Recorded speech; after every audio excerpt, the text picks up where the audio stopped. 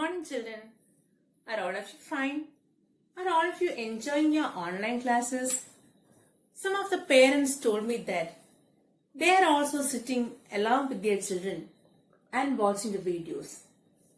I was very happy to hear that. Children, how lucky you are.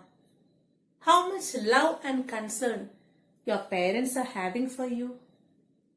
But have you ever thought of children like you who are not fortunate enough to enjoy this love and care from their parents? Yes, there are some. Being an orphan is the most painful thing in the world. And feeling secure is the most happiest thing. The story we were listening to, the last class, in our textbook, Moments, the Lost Child. We saw how happy the child was. Like a butterfly clinging to his parents' hands, he was moving about. He asked for many things. At last, the child boldly made a request. What was it? I want to go on to the roundabout. Hearing no reply from his parents, the child looked behind. The child looked around, but the parents were not to be seen there. What has happened to his parents? Do you want to know? Having run to and fro, the child was running to and fro, calling his father and mother. He soon got defeated and he became very tired because he was crying bitterly and he was very tired. He got defeated himself. And now his cry suppressed into sobs. And now his cry, loud cry, father, mother, now it was suppressed into sobs. Father, mother.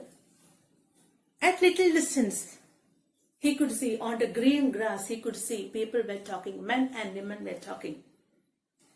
And now through his filmy eyes, through his beautiful eyes, he looked intently among those people to see whether his parents were there. But they were not to be seen there also. There was no sign of his father and mother among those people.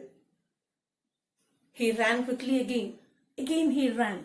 He don't know where he was going.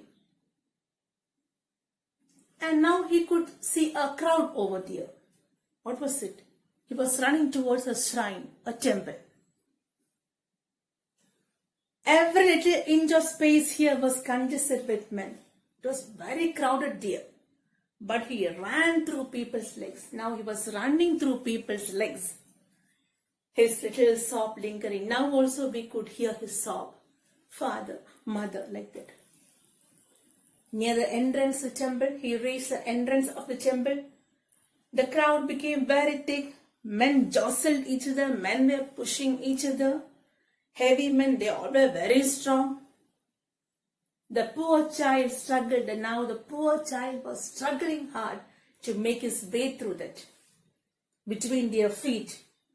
But knocked to and fro, he was knocked down by their brutal movements.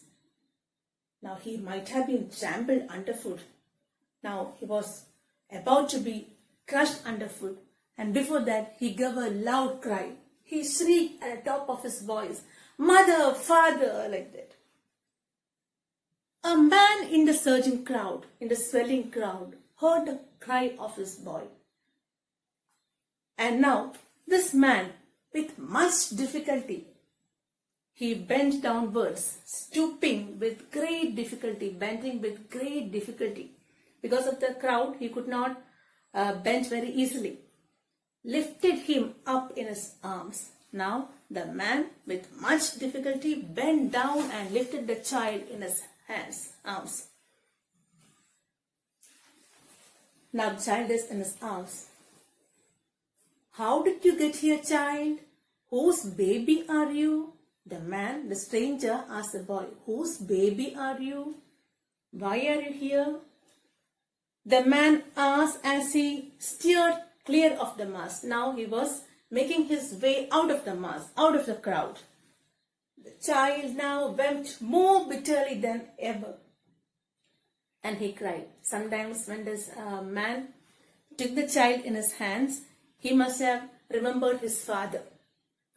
And now he was crying very bitterly. I want my mother, I want my father. Okay, the man, he was such a nice man.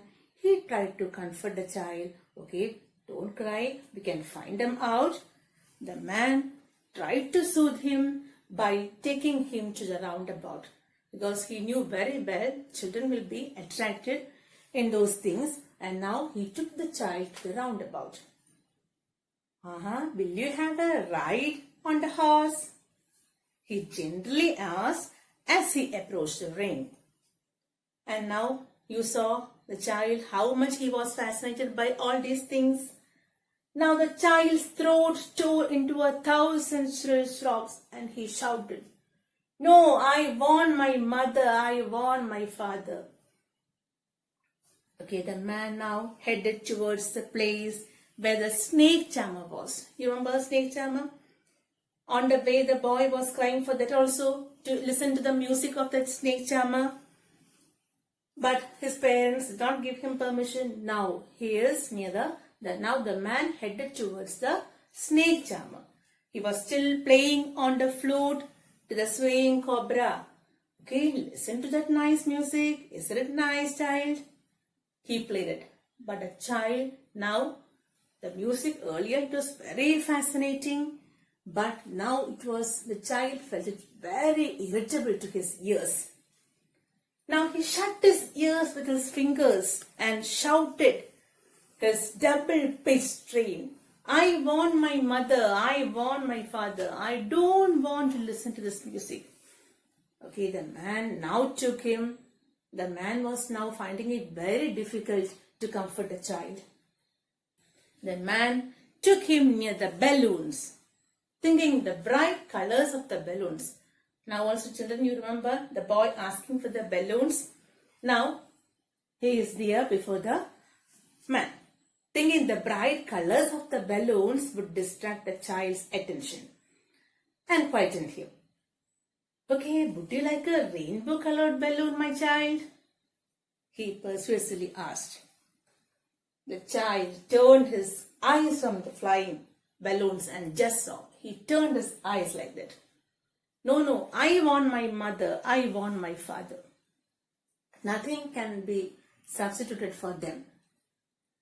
The man who was still trying to make the child happy bore him to the gate where the flower seller sat. Now he took the child to the gate where the flower seller was sitting. Look, can you smell those nice flowers, child? Now, would you like a garland to put round your neck? Shall I buy a garland for you to put round your neck? The same thing happened. The child turned his nose away from the basket and reiterated and repeated the same thing. No, I want my mother, I want my father. Thinking to humor his disconsolate charge, to place him by a gift of sweets. Now, the man thought that, okay, the child would be attracted by the sweets. So, he took the child to the sweet seller, the counter of the sweet shop. What sweets would you like, my child? I'll buy it for you.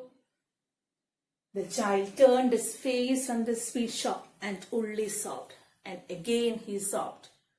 No, I don't want anything. I want my father and I want my mother. Yes, the story ends here. What do you think, children, happens in the end? Does the child find his parents at last? There are many possibilities. Sometimes the man, the stranger, must have helped the child in finding his parents. And as we know, as it is said in the story, the fair is held in the vicinity of the village, near his village. Someone who knew the child must have taken the child back to his parents. Another possibility is a child's parents must have made an announcement that they have lost their child, and this must have helped them to get their child back. And sometimes, like in the film Aravindante Atithigal, the stranger must have adopted this child as his own. Whatever be the ending, the feeling of a child when he loses his parents is very beautifully picturized in the story. We can pray that this fate may not happen to any of the child. So, have all of you enjoyed it, children? Thank you very much. So, I'll be back the next story. So, till then, goodbye.